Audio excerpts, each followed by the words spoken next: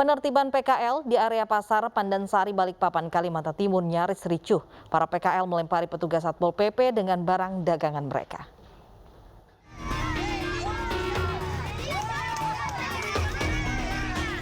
Ketegangan terjadi saat petugas Satpol PP menertibkan para pedagang kaki lima di area Jalan Pasar Pandansari, Balikpapan, Kalimantan Timur. Sambil meneriakkan protes, para pedagang pasar ini juga melempari petugas dengan barang dagangan mereka seperti cabai dan sayur-sayuran. Akibatnya, ketegangan pun tak terhindarkan di antara kedua belah pihak. Beruntung keduanya mampu menahan diri sehingga tidak terjadi kekerasan dalam penertiban. Satpol PP terpaksa kembali menertibkan karena pedagang tetap nekat berjualan di median jalan di luar pasar dan mengganggu arus lalu lintas. Kalau menganggap sudah ada kebijakan yang salah tadi, nggak boleh jualan jam sekian ya pergi. Jangan mau ikuti sendiri, masih ada pedagangnya, masih ini alasannya, godang-godang. Yang lain bisa kok dia nggak bisa. Penertiban ini mendapat dukungan dari para pedagang di dalam pasar. Mereka mengaku merugi dengan keberadaan pedagang di luar pasar karena membuat para pembeli enggan masuk ke dalam pasar. Tidak ada pembeli karena ada di luar. Ya, di situ lah. Karena di situ 24 jam jualannya. Jadi kita nggak ada waktu lah dikasih di dalam pasar itu. Penertiban berjalan damai setelah petugas dan pedagang sepakat berunding. Pedagang yang berjualan di area luar pasar hanya boleh berdagang pada pukul 4 sore hingga pukul 9 pagi. Petugas berjanji akan langsung menertibkan bahkan menyita gerobak pedagang jika kesepakatan masih dilanggar. Dari Balikpapan, Kalimantan Timur, Mukmin Aziz, iNews melaporkan.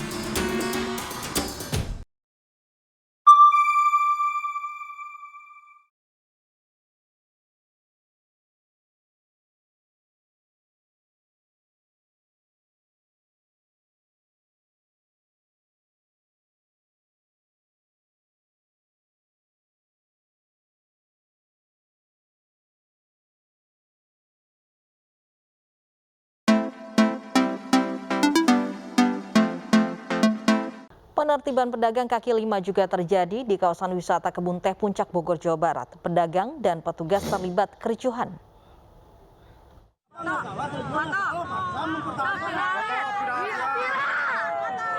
Jangan gitu dong, Pak. Adu mulut terjadi saat penertiban pedagang kaki lima oleh Satpol PP di kawasan Puncak Bogor. Keributan antara PKL dan pedagang nyaris pecah karena PKL enggan ditertibkan. Pedagang menolak ditertibkan sebelum pemerintah Kabupaten Bogor menyediakan lahan relokasi. Penertiban PKL yang berada di kawasan Kebun Teh ini dinilai pedagang setempat mematikan mata pencarian mereka. Mencari nafkah sulit buat menghidupkan istri, anak, dan sebagainya. Nah kemarin pada saat mereka datang ke Saung, mungkin tidak demo ke Pemkab ya, dari demonya ke Pok Darwis, menanyakan hal itu pada saya. Akhirnya saya mengadakan teman-teman untuk mengadakan kegiatan perlawanan dengan kegiatan Satpol PP ini gitu. Sementara itu petugas berdalih melakukan penertiban sebagai upaya pencegahan terjadinya penularan COVID-19 di lokasi wisata Puncak. Di sini juga kita memang memahami juga, tapi kan tetap namanya aturan kita harus tegakkan gitu ya. Nah jadi di sini kita dengan pimpinan juga ingin mencari solusi untuk seperti apa untuk penempatan mereka gitu ya. Karena dari korban juga itu memang warga Kabupaten Bogor. Keduanya kalau kita tertibkan, tapi tidak ada petugas dia melakukan jualan lagi. Penertiban PKL yang dilakukan sejak Sabtu kemarin ini diharapkan dapat mengurangi potensi penyebaran COVID-19 di tempat wisata. Aparat berjanji akan menggunakan pendekatan humanis dan bukan anarkis.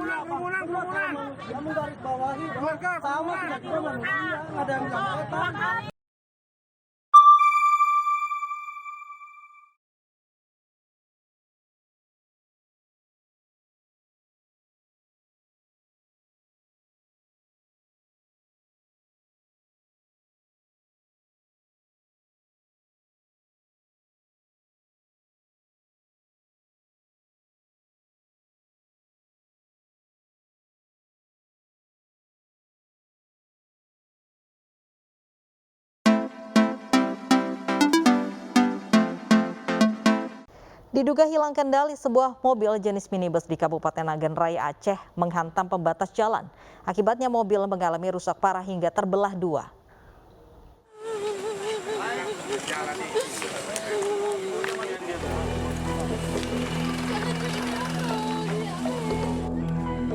Beginilah kondisi satu unit minibus usai mengalami kecelakaan tunggal di ruas jalan poros utama Sukamakmui, Kabupaten Nagan Raya, Aceh. Terlihat badan mobil rusak parah bahkan hingga terbelah dua. Insiden ini bermula saat mobil bernomor polisi BL1662VZ yang dikemudikan oleh seorang pria berinisial RR melaju dengan kecepatan tinggi. Tiba-tiba mobil oleng dan hilang kendali hingga menabrak pembatas jalan. Korban langsung dibawa ke Rumah Sakit Umum Daerah Sultan Iskandar Muda untuk pertolongan medis. Korban mengalami luka ringan di bagian kepala serta mengalami trauma berat pasca insiden. Berdasarkan hasil penyelidikan sementara, pengemudi berinisial RR masih di bawah umur. Dia satu orang masih di bawah umur, mungkin dia melaju dalam kecepatan tinggi. Sewaktu sampainya di Cipungan, Desa Alimome, Komplek Perkantoran Sukamakmui mungkin masih dalam kecepatan tinggi sewaktu memasuki tikungan sehingga mobil tersebut oleng. Kasus kecelakaan tunggal ini kini dalam penanganan Satlantas Polres Nagan Raya. Dari Kabupaten Nagan Raya Aceh, Afsah Ainis melaporkan.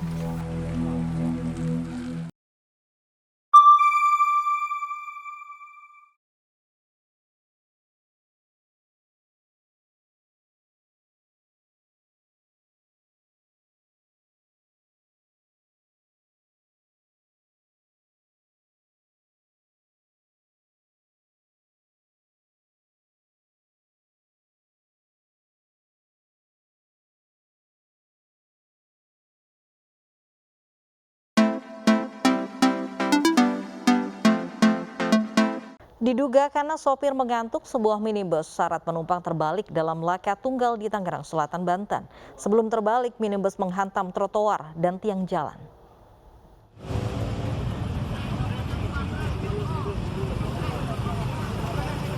Minibus syarat penumpang terbalik di Jalan Boulevard Bintaro, Tangerang Selatan.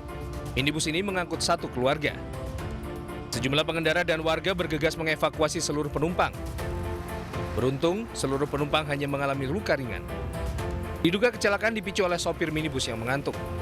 Dari rumah mau kondangan, kecepatan mobil juga nggak dari 40 kilo, nggak lebih, 30, 40 gitu. Cuman kondisi saya ngantuk, itu doang. Ke arah kiri terbalik, pertama ke kanan dulu, nabrak tiang, terus tiba-tiba berbalik lagi ke kiri, terguling. Akibat kecelakaan, rencana acara keluarga penumpang minibus akhirnya berantakan. Dari Tangerang Selatan, Banten, Nunung Purnomo, iNews melaporkan.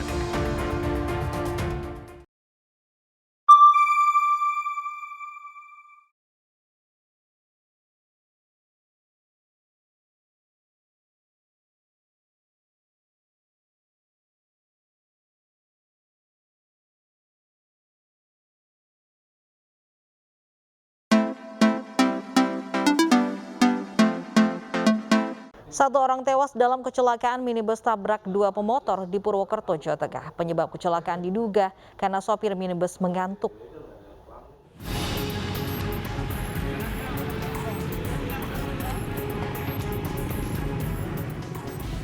Kecelakaan mau terjadi di Jalan Raya Purwokerto, Banyumas, Jawa Tengah, di mana mobil jenis minibus menabrak dua pemotor yang ada di depannya. Akibatnya salah satu pemotor atas nama Priyono warga Kroya Cilacap meninggal di lokasi kejadian karena luka benturan di kepala. Sementara satu pemotor lainnya luka-luka dan dibawa ke rumah sakit. Untuk korban satu meninggal dunia, kemudian satu luka ringan. Untuk korban sudah kami evakuasi beserta kendaraan. Terus untuk korban kita evakuasi ke rumah sakit, kendaraan kita amankan di unit laka Satlantas Polresta Banyumas.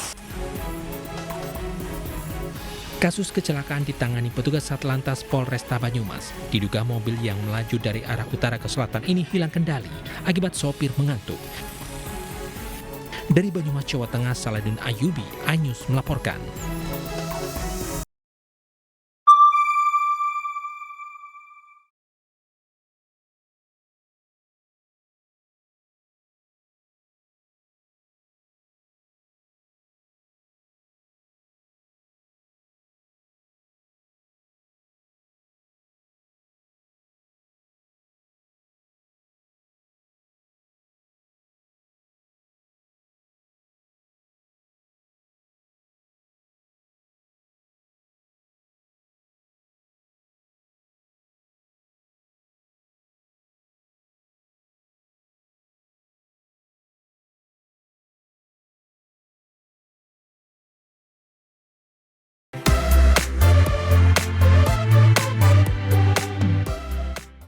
Beralih ke informasi lain, hanya karena makanan, seorang ibu tiri di Jakarta Timur tega menganiaya bocah perempuan berusia 5 tahun hingga mengalami luka lebam. Korban lantas melakukan visum di Rumah Sakit Polri Kramat Jati dan melaporkan kasus ini ke polisi.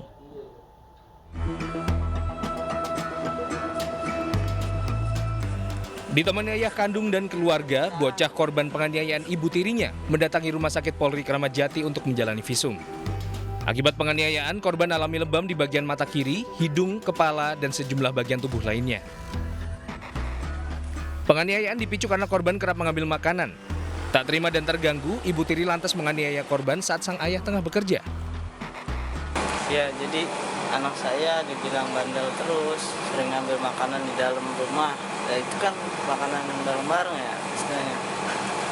Seolah-olah anak saya terus yang disalahin. Dia dipukul,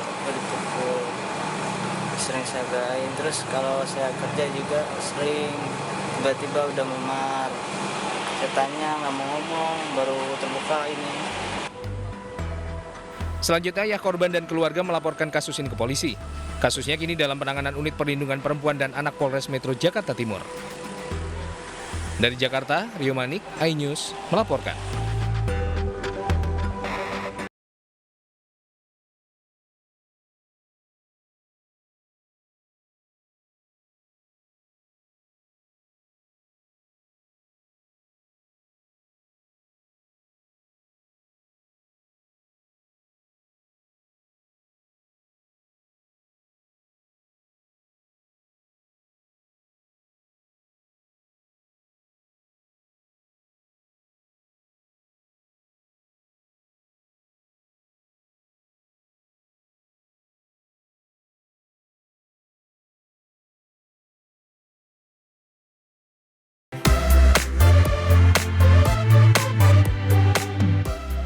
Sementara itu, seorang bayi ditemukan dengan kondisi sekujur tubuhnya penuh dengan cat silver di wilayah Tangerang, Banten. Bayi silver dijajakan di jalanan untuk mengharap belas kasih orang yang melintas. Sebuah foto viral di media sosial seorang bayi laki-laki berusia 10 bulan yang sekujur tubuhnya dicat silver. Bagian wajah, mata, hidung, mulut ditutupi cat minyak yang biasa dipakai manusia silver di jalanan. Bukan hanya itu, balita yang baru saja bisa berjalan ini juga menjadi manusia silver untuk meminta belas kasih para pengguna jalan yang melintas. Pemandangan memilukan ini diketahui sering dijumpai di SPBU Parakan, Pamulang, Tangerang Selatan saat malam hari. Perlu perhatian serius dari berbagai pihak agar tidak ada lagi balita atau anak yang menjadi korban eksploitasi oleh orang tua maupun orang terdekat.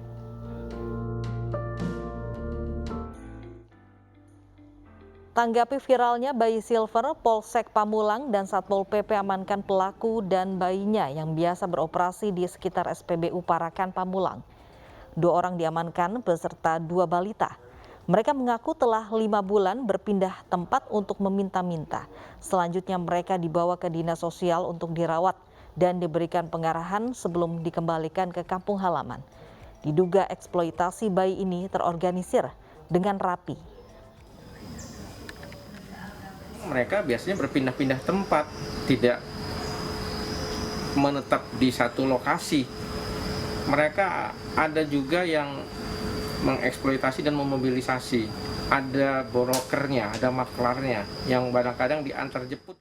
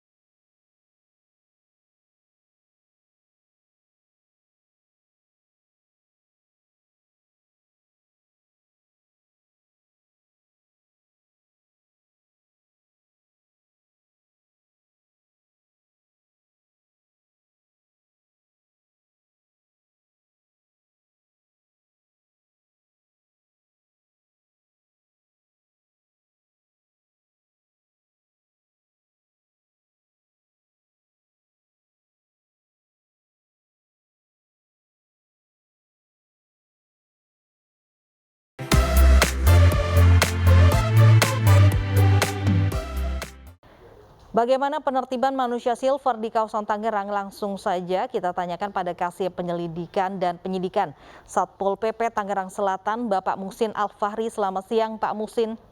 Selamat siang, Mbak. Baik, sejak ada viralnya manusia silver yang dijajakan di jalanan, ada juga anak dan bayi 10 bulan. Apa yang sudah dilakukan Satpol PP khususnya di Tangerang?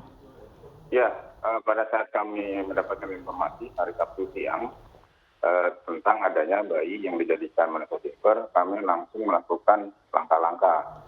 Pada saat kami melakukan tubaset, ternyata bayi tersebut tinggal di kontrakan di Jalan Pamulang, Kota Tangerang Selatan. Lalu kami datangi di sana, lalu kita bawa, kita amankan bersama ibunya, dan kita limpahkan selanjutnya ke dinas sosial. Tapi pada saat kita gali informasi, pada saat viral itu sebenarnya bukan dengan ibunya, tetapi dengan temannya. Jadi dia titipkan ke temannya juga yang menelpon juga. Ya, nah itulah dibawa ke menelpon sampai dia di tubuhnya itu dicukur juga. Tapi ibunya juga memang termasuk yang aktif juga, dia beroperasi terkait dengan silver. Baik, Pak Muhsin, bagaimana bisa ini anak ini tidak bersama dengan orang tua di jalanan? Iya, tadi. Jadi biasanya ibunya menitipkan ke tetangganya yang lain ya, yang ibu-ibu. Tapi pada saat hari itu, kawannya itu inisial P dan NB itu mengajaknya, katanya untuk diajak menyilver. Jadi dia tidak tahu pada saat itu. Tapi memang pada saat pulang, sempat saya tanyakan, apakah mendapatkan sesuatu dari kawannya itu. Dia bilang iya, pada saat dia pulang, dia memberikan uang Rp20.000 untuk susu dan pampersnya. Artinya dibawa kabur tanpa sepengetahuan orang tuanya? Dia tahu dititipkan, tapi untuk dijadikan silver sampai seperti itu, pengakuan dari ibunya dia tidak tahu. Hanya tahunya diajak silver saja. Baik ya, setelah ada temuan bayi yang dijadikan manusia silver ini, apakah ada pihak orang tua yang sudah menemui bayi tersebut, Pak? Tidak ada ya, karena pengakuan dari N tadi itu adalah memang anaknya.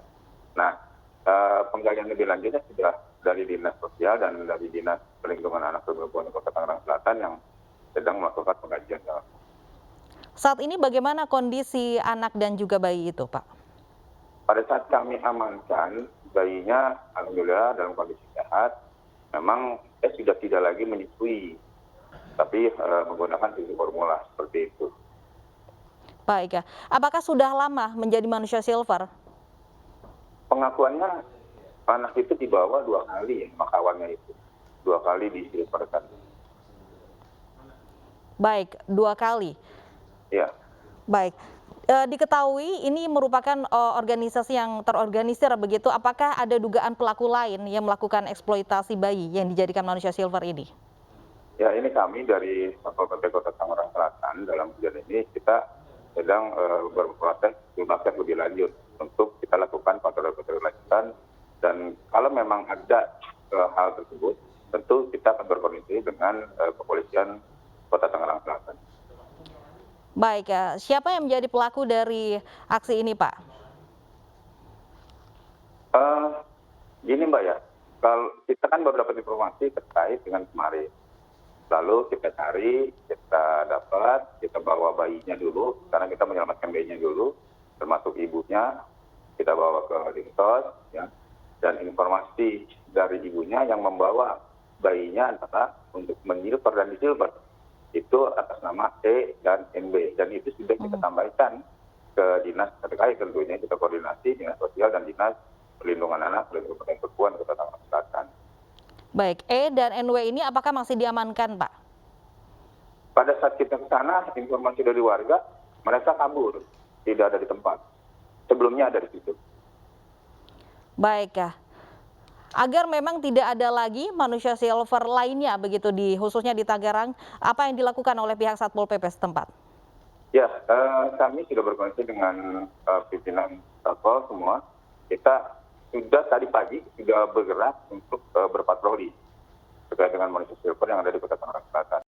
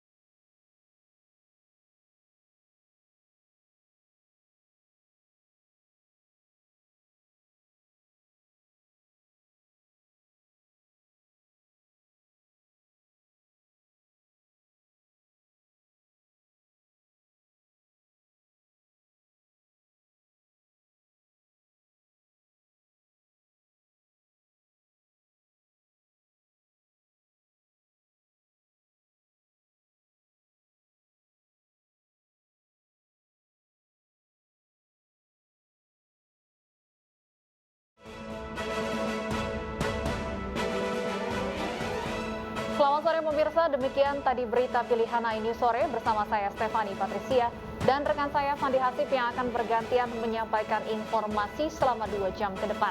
Selamat sore Fandi, ada informasi apa saja di segmen awal iNews sore hari ini? Halo, selamat sore Stefani dan juga pemirsa, kita akan awali informasi di iNews sore hari ini dengan informasi Aliansi BEM seluruh Indonesia dan GASAK menggelar demo di depan gedung KPK Jakarta.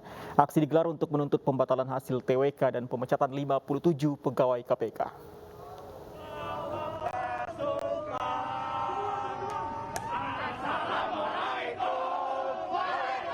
Kurang lebih 800 mahasiswa yang tergabung dalam Aliansi BEM seluruh Indonesia atau BEMSI serta Gerakan Selamatkan KPK atau GASAK berdemo di depan Gedung Merah Putih KPK Jakarta siang tadi. Aksi ini dilakukan usai lewat dari 3 kali 24 jam BEMSI menggulung ultimatum Presiden Joko Widodo. Mereka meminta Presiden membatalkan hasil tes TWK dan mengangkat kembali 57 pegawai KPK yang dipecat. Ada beberapa hal yang memang kita inginkan, yang terutama itu kepada Bapak Presiden Jokowi, yang mana tanggal 23 kemarin kita sudah melayangkan ultimatum agar Pak Jokowi itu tidak lepas tangan dengan kasus ini. Yang mana kita ketahui bersama bahwa Pak Jokowi itu berjanji akan memperkuat KPK. Dan kemarin ketika permasalahan TWK ini mencuat, Pak Jokowi juga pernah menyampaikan bahwa jangan jadikan TWK ini sebagai alasan untuk memecat pegawai KPK tersebut. Tetapi hari ini ketika Pak Firly mengeluarkan SK pemecatan per tanggal 30 September, Pak Jokowi lepas tangan. Sekitar 600 personel polisi diturunkan untuk menjaga aksi demo. Namun sayangnya, para mahasiswa masih belum mematuhi protokol kesehatan. Polisi pun membagikan masker dan mengimbau mahasiswa agar tetap tertib. Dari Jakarta, Dani Suara, Rizky Ihwal, iNews melaporkan. Dan pemirsa, rekan kami Kevin Pakan saat ini sudah berada di Gedung Merah Putih KPK Jakarta Selatan. Kita sapa Kevin di sana. Selamat sore Kevin. Kita sudah tahu apa saja tuntutan dari massa sebenarnya. Apakah sudah ada pimpinan KPK yang menemui massa saat ini? Ya, selamat sore Fandi dan pemirsa. Memang benar sekali bahwa hingga sore hari ini untuk aksi demonstrasi terhadap penolakan hasil TWK dan pemberhentian ke-57 pegawai KPK ini masih terus berlangsung. Dan terkait pertanyaan Anda terkait apakah sampai dengan saat ini sudah ada pihak dari KPK yang memberikan keterangan pers atau menanggapi hal ini, sampai dengan saat ini saya melaporkan kami belum mendapatkan informasi resmi, dan memang sampai dengan saat ini kami juga tidak mendapatkan informasi atau melihat adanya pimpinan atau pejabat dari KPK yang keluar atau menemui massa aksi demonstrasi pada sore hari ini. Dan memang dapat kami informasikan dan juga seperti yang dilihat di layar kaca saat ini bahwa untuk aksi di depan gedung KPK ini adalah sejumlah aliansi dari Badan Eksekutif Mahasiswa Indonesia yang berkumpul untuk menyuarakan aspirasi mereka terkait ultimatum yang telah dilayangkan kepada Presiden Joko Widodo terkait adanya pemberhentian ke-57 pegawai KPK masih berlangsung. Namun memang ini sedang beristirahat mereka, yang mana baru saja ini kami melihat sempat terjadi adanya sedikit gesekan begitu kepada pihak kepolisian.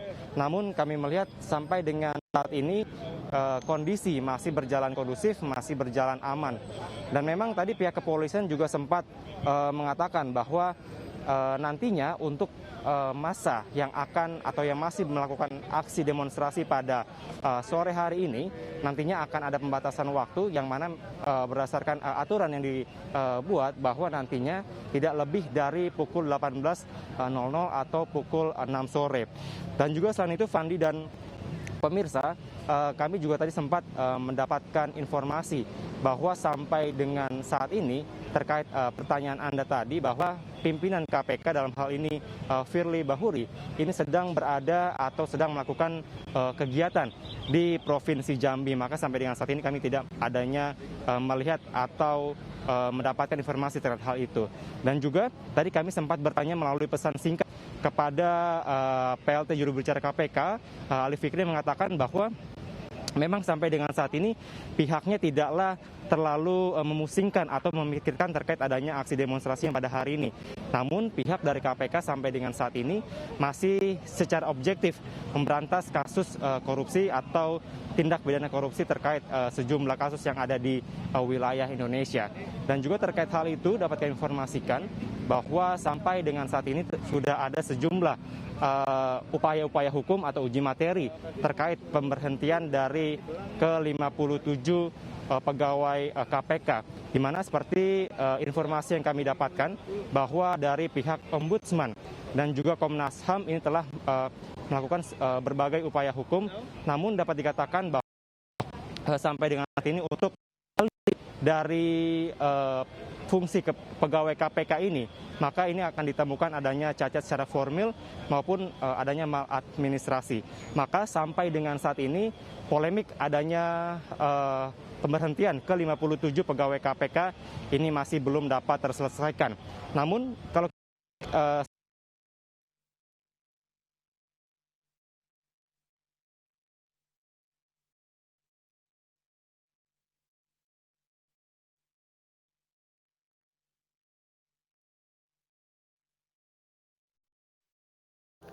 Baik, sayang sekali kami mengalami gangguan komunikasi dengan Kevin Pakan yang berada di Gedung Merah Putih KPK, namun saat ini massa masih bertahan di sana dan hingga saat ini belum ada pimpinan KPK yang menemui massa yang berunjuk rasa di sana. Kita ke informasi lain, pemirsa.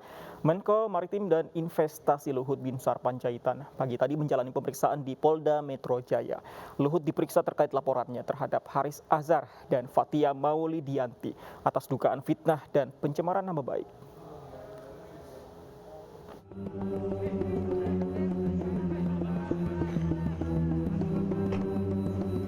Didampingi kuasa hukumnya, Menko Marves Luhut Binsar Panjaitan tiba di Polda Metro Jaya pukul 8.30 pagi tadi.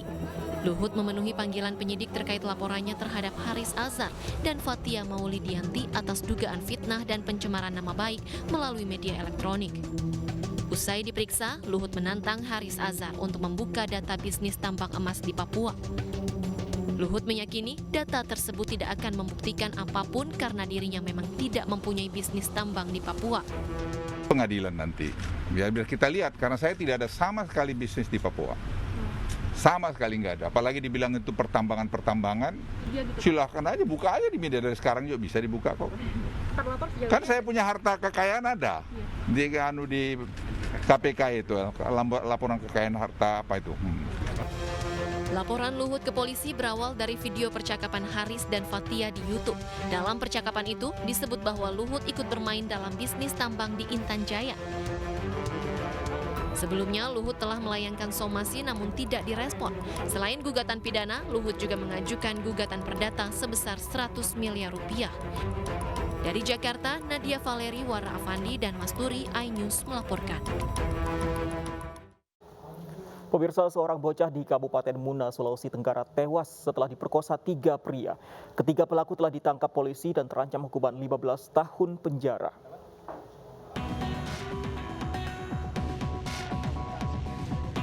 Polisi berhasil menangkap 3 pelaku pemerkosaan bocah berusia 11 tahun berinisial A di Kabupaten Muna, Sulawesi Tenggara. Ketiga pelaku yang merupakan tetangga korban ditangkap di 2 tempat berbeda. RH dan AB ditangkap di Kecamatan Tongkuno, sementara IM ditangkap di Kendari. Salah satu pelaku masih di bawah umur. Kasus pemerkosaan siswi sekolah dasar itu terungkap setelah korban menceritakan ke keluarganya dan mengeluhkan sakit di bagian kelamin. Korban meninggal dunia pada 25 September lalu dan telah dimakamkan pihak keluarga. Saat ini penyidik dari Polres Muna masih menyelidiki kasus pemerkosaan yang mengakibatkan anak di bawah umur meninggal dunia. Pelaku dijerat pasal 81 Undang-Undang Perlindungan Anak dengan ancaman hukuman maksimal 15 tahun penjara. Dari Kabupaten Muna, Sulawesi Tenggara, Febriono Tameng, iNews melaporkan.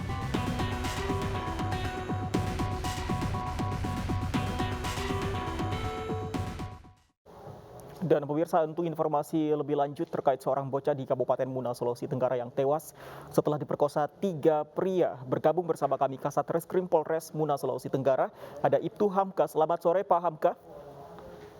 Selamat sore Mas Pandi. Pak Hamka, bisa Anda ceritakan kronologis kejadian keji tersebut? Ini 3 pelaku saling kenalkah dengan korban? Ya, untuk ketiga yang diduga pelaku ini semuanya kenal dengan anak korban. Demikian Mas Pandi. Bagaimana? Mohon maaf, Pak Hamka. Jadi untuk yang diduga terlapor ini kenal baik dengan anak korban. Demikian Mas Pandi. Kenalnya hubungannya apa Pak? Apakah tetangga atau bagaimana? Jadi ini tetangga, dua orang diantaranya adalah kerabat keluarga. Oke, jadi 3 pelaku ini ada keluarga dengan korban. Kronologis kejadiannya seperti apa lebih lengkapnya, Pak Hamka?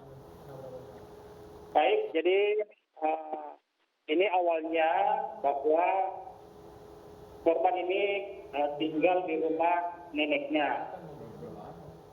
Kemudian pada sekitar tanggal 17 September 2021, korban ini jatuh sakit, sehingga pihak keluarga membawa korban ke rumah sakit, yaitu di rumah sakit Kabupaten Buton Tengah. Kemudian dari rumah sakit Buton Tengah, bahwa korban ini dirujuk lagi ke rumah sakit Palagi Mata Kota Bau. Kemudian di rumah sakit Palagi Mata Kota Bau, korban ini mendapat perawatan kurang lebih selama 5 hari. Kemudian sempat juga korban ini dirawat mendapatkan transfusi darah.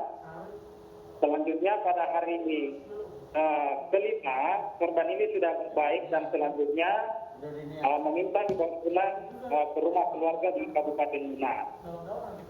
Kemudian pada tanggal 25 September sekitar jam 19.00 WITA, korban ini meninggal di rumah keluarga. Demikian Mas Pandi. Oke, jadi aksi pelaku ini dilakukan di mana sebenarnya, Pak Hamka?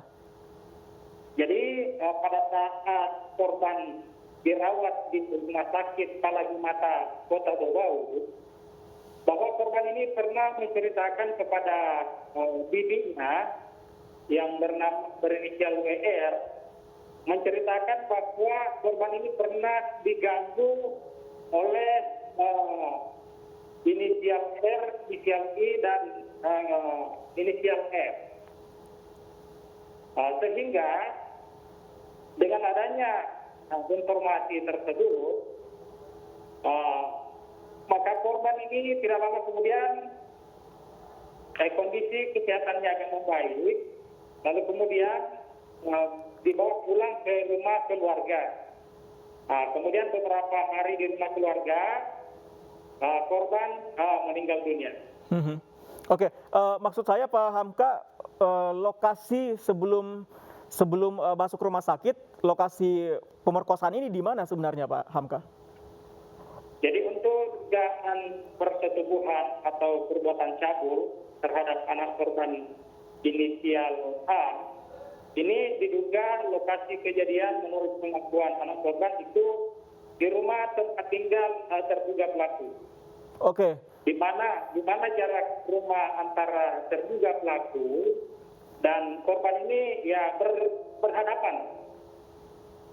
Baik, di rumah salah satu terduga pelaku. Ketiga pelaku sudah diamankan, informasinya salah satunya masih di bawah umur. Kalau yang duanya ini profesinya apa Pak sehari-hari? Jadi benar Mas bahwa saat ini para terlapor ini sudah berada di Polres Muna. Kita sudah amankan untuk kita mintai keterangan dan saat ini masih dalam proses pemeriksaan. Sejauh ini keterangan dari para terduga pelaku, para pelaku kepada polisi apa? Motif mereka melakukan aksi tersebut di bawah minuman keraskah ketika kejadian atau bagaimana Pak? Jadi untuk pengakuan 2 orang terduga pelaku yang dewasa, inisial R dan inisial I, ini hanya ingin melampiaskan nafsunya. Oke, kabarnya salah satu pelaku ini kabur?